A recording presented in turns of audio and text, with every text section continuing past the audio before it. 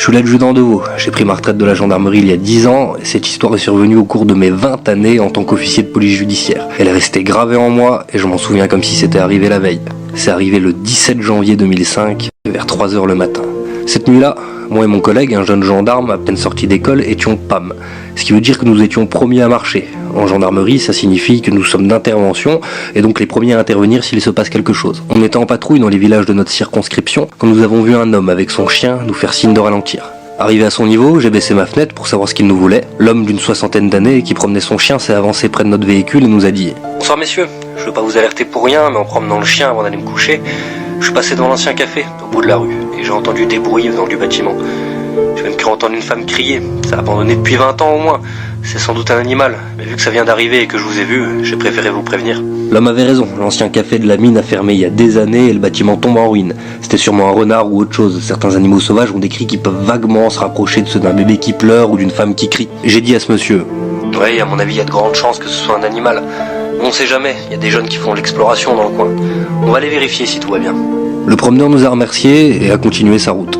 De notre côté, nous nous sommes rendus en direction de l'ancien café de la mine. Arrivés devant, nous sommes descendus du véhicule, nous avons simplement tendu l'oreille sans faire trop de bruit. Si c'était des jeunes qui faisaient de l'urbex, s'annoncer comme étant de la gendarmerie n'aurait servi à rien. Nous avons donc attendu quelques minutes, en silence, pour discerner quelque chose d'inhabituel.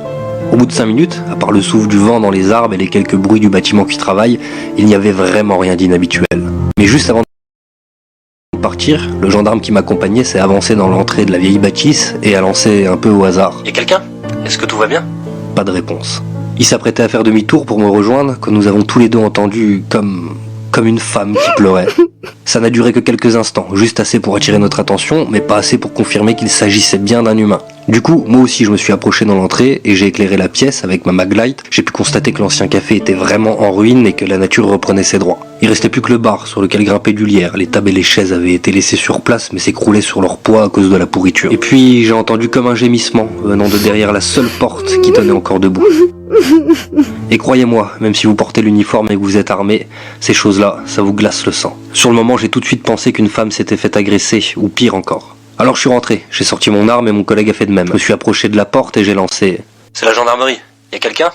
Cette fois-ci, nous avons clairement entendu une voix de femme nous demander de l'aide. C'était presque impossible d'identifier d'où venait le son, alors j'ai dit « Madame, c'est la gendarmerie, vous êtes derrière la porte, dites-moi où vous êtes, on va venir vous aider. » Là, j'ai distinctement entendu des pleurs qui provenaient de derrière la porte. J'ai essayé de l'ouvrir, mais elle était verrouillée. Et là, mon sang s'est glacé. La porte donnait vers un placard complètement isolé. Pas de fenêtre, pas d'autre sortie, juste un placard à balai. J'ai lancé à mon collègue un regard d'incompréhension et je remarquais qu'il se sentait vraiment mal. Sa respiration était saccadée et je voyais dans ses yeux qu'il commençait vraiment à flipper.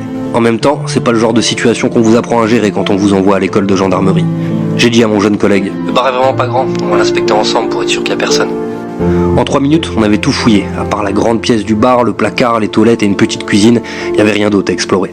J'ai dit à mon collègue « Écoute, on va rentrer, il n'y a personne ici. » Ce qui s'est passé ensuite, je l'ai jamais raconté à personne. Je savais déjà que le jeune avec qui j'étais allait raconter cette histoire à toute la brigade et qu'on allait se foutre de nous. Alors j'ai préféré garder ça pour moi. De toute manière, on m'aurait pas cru. Au moment de repartir, nous sommes tous les deux remontés dans la voiture. À ce moment-là, j'étais au volant et j'ai entamé une petite marche arrière pour me mettre dans l'axe de la route pour repartir. Mon collègue regardait droit devant lui et moi j'avais la tête tournée vers la maison et le bras posé sur l'appui-tête du siège passager pour effectuer ma marche arrière. En reculant, j'ai distinctement vu une petite silhouette qui se tenait là, debout, dans l'encadrement de la porte.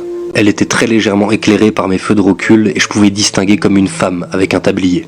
J'ai fait demi-tour pour éclairer tout le bâtiment avec les pleins phares du véhicule. Ça n'a pris que quelques secondes, mais quand je me suis retourné face à l'ancien café qui était nettement éclairé par les phares de la voiture, il n'y avait plus rien du tout.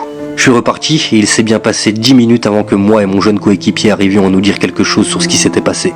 À ma grande surprise, il a rien dit aux autres collègues le lendemain matin.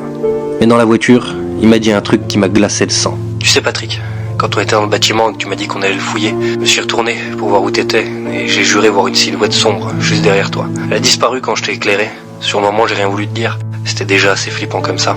Nous sommes rentrés vers 6h le matin et 2 jours après, j'étais en repos. Je suis donc retourné à l'ancien café tout seul, mais 2 jours cette fois-ci. Forcément, on y voyait beaucoup mieux. J'ai constaté qu'on avait raté une toute petite pièce à côté des toilettes. Ça devait servir de débarras ou de pièce de stockage. Dans cette pièce, il y avait le crâne de je ne sais quel animal au milieu d'un pentacle. J'ai vite compris que des gens avaient fait des rituels et qu'ils s'étaient amusés avec des choses qu'ils auraient mieux fait de laisser tranquilles. Je sais pas ce qu'ils ont réussi à faire, mais une chose est sûre, peu importe ce qu'ils ont dérangé, ça nous a rendu visite cette nuit-là.